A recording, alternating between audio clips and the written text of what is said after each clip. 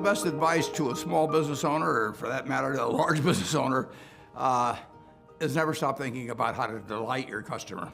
Not to satisfy your customer, but to delight your customer. And when you wake up in the morning, start thinking about it. During the day, think about it. At night, think about it, and then dream about it. And no company's ever failed that had millions of delighted customers. And you start with them and you get them one at a time. There's no substitute for hard work. The best time you're ever going to have is when it starts out just you, and it'd be great if it grows into a wonderful, big, profitable company. But you're never going to be happier and more satisfied than you are in the first year or so of getting your business going, because you do every single thing. You sweep up when everybody goes home, you're the first one in, you plug in the coffee pot, so when your people come in, they have hot coffee and can get straight to work. You work through lunch, set an example for them, but there's no substitute for hard work. People say luck, yes, but the harder you work, the luckier you get. My advice to a small business owner or any entrepreneur would be not to be discouraged if the business you end up with is not the one you started out to pursue.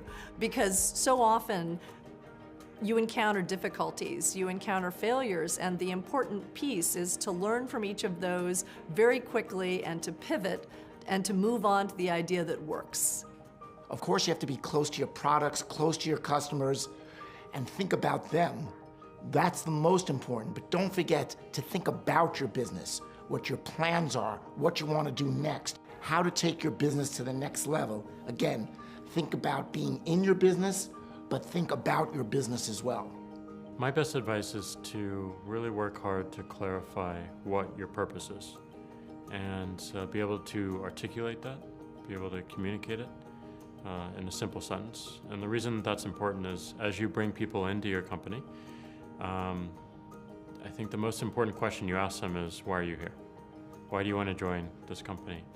And if you hear that purpose back, if you hear that passion around that purpose, it makes everything a whole lot easier. Any skill can be learned and taught, but passion cannot.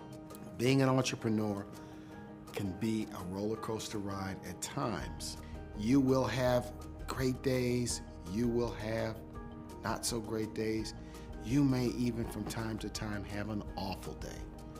You've got to stay focused and stay level-headed and keep your feet on the ground.